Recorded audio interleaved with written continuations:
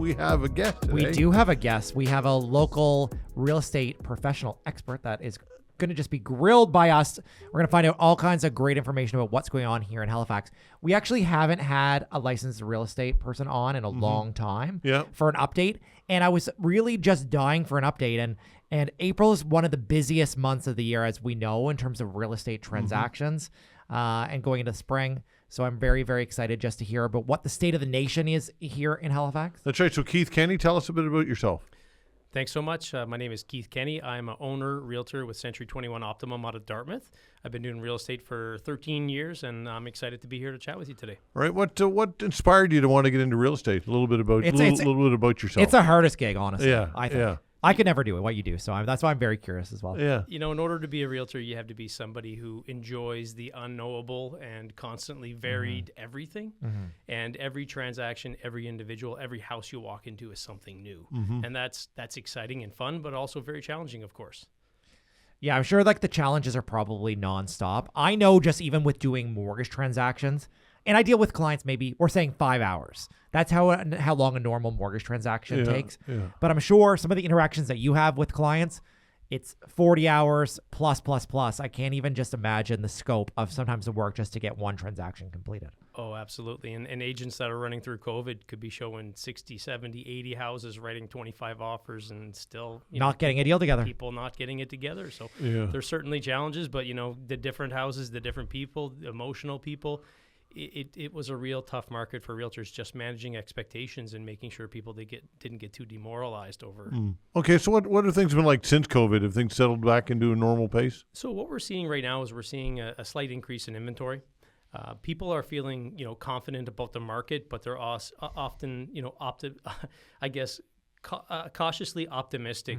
They're not really certain what the Bank of Canada is going to do. They're not positive how we're going to be impacted by the current political changes and situation.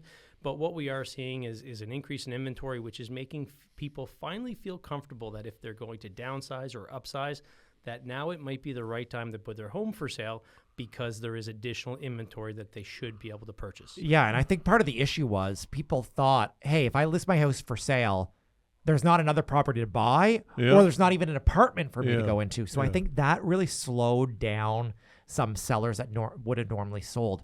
I use the analogy of the little old lady or the little old man didn't sell their place because they couldn't downsize and there wasn't another place for them to go to.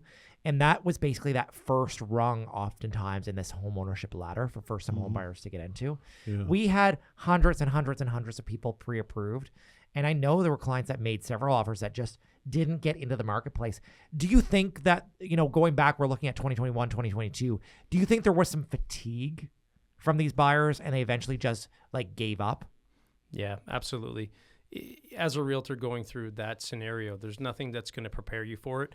You try to give somebody an informed, logical decision and opinion on value, but you just couldn't catch the market, and you're hesitant to tell them to go too high because you don't know where the ceiling is going to be. Right. So you're constantly catching up, but ultimately it's their money, and you want to be a long-term agent that's going to talk to them in 5 years, and you want them to have a secure investment.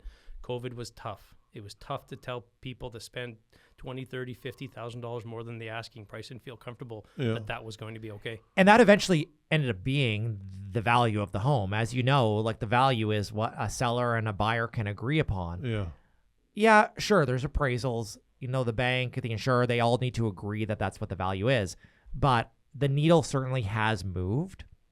Where do you see the pricing now? I know the growth was double digits here for, several years in a row. Where do you see the prices, in 2024 compared to what we kind of saw last year? We're still seeing single-digit growth here, especially in So HRM. it slowed a bit. It slowed a bit, and I think it will slow even more.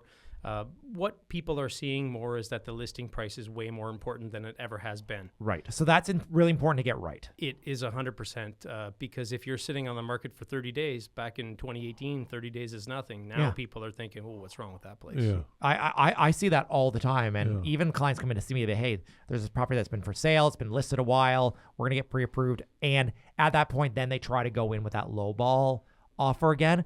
I almost feel it's almost like 2019 in a way. It's 2019 with not as much inventory. So I feel like it's getting more balanced. Are you seeing that buyers are going in with more conditions now than they were? Absolutely. So buyers feel a little bit more aggressive in their comfort level in going in at a lower price. But the challenge we run into is sellers are still a little bit overconfident. And they remember those dreams of their neighbor selling for $150,000 over asking price. And they aspire to achieve that, even though right now in the market it's possible, but not likely. Yeah. So they are holding the line as close as they can. But I think in some of these days, the listing prices were just not even close to the market price. And that was almost this artificial demand that they were trying to, build up. People were listing homes for $300,000 that were going for $450,000. Well, it was actually probably a $400,000 house with over asking, right? Like, I think they were just artificially too low, maybe. Yes. And I think that was created to try to get people to create a frenzy. But my thought process always was it would be better to price closer to where we think we're going to sell because we want to get the right people in. If I price my house at $300,000, I think I'll get $450,000. The folks who are coming in at $300,000, $325,000, like that's wasting everybody's time. Exactly. So they're taking up the people's time. They're giving them false expectations. The mortgage broker's not getting business. The realtor's taking up their time, and it was a little bit frustrating. Yeah. What's the price point now that is the most coveted price point right now? Anything below $600,000 in HRM is highly coveted. Popular. Absolutely. Yeah. It's very competitive, and it depends on the neighborhoods and that kind of thing. But the majority of the opening price points in HRM right now is $633,000 is the average home. Yeah. Are you seeing any real absolute gems that just sell for less than you would ever have thought, or is that kind of a unicorn that doesn't exist? Sometimes you're surprised. I always tell my clients that, listen, I'll tell you what I think and I'll do what I'm told. Yeah. Because sometimes people write an offer that you think there's no chance this is going to come together. And you never know what the seller's dealing with on the other side. It could be an emergency. They might need to leave quickly. And, at the end of the day, I've seen some prices where you kind of scratch your head and say, that's interesting. But you don't want to look in it too deeply because the pictures always look better than reality. You don't know if the inspection brought up something or there's something and it's specific. A flip of the coin too, right? It's like sometimes you're like, I can't believe people paid that much for that home. Yeah. And I see that. And then we were saying this the last so many years. And then suddenly now all these people are coming up for renewal. We're doing appraisals and they have so much equity in the homes. I'm like, that was actually a really good deal at the time. And a lot of this is perception. It's the same thing with the interest rates. When the rates were really low, the prices were obviously increasing. And I think that's my biggest fear. Obviously, we've seen the rates go down significantly even over the last year or so. Like, I mean, rates are down about 2%. But my concern is now that we're starting to see rates edge into the 3% range, yeah, sure, they're high threes, but they're edging with a number that starts with a 3. I'm just concerned that we're going to see more and more demand in the marketplace. And with this limited supply, we're going to be back in this, super seller's market again. I really hope not. I hope we're going to see a little bit more of a balanced market. It needs to be manageable. We need to see more people getting into the market, being comfortable with the house. But the way I explain to my buyer clients when I'm working with them is, look, if you are going to buy a house and you're being relocated because you're in the military in 2 years, the price is a huge factor right now. But if you're buying a family home that you're going to get married and raise a family for the next 10, 15 years, I mean, an extra $15,000, $20,000, $25,000 does not make a difference. Is not going to make a big difference. So if it's the house close to your mom that went to the school that you went to and you want your kids to go there, let's go in. Let's get this house. And part of doing your job is to make sure that you have those thorough conversations. You don't want buyer's remorse. That's the last thing you want, right?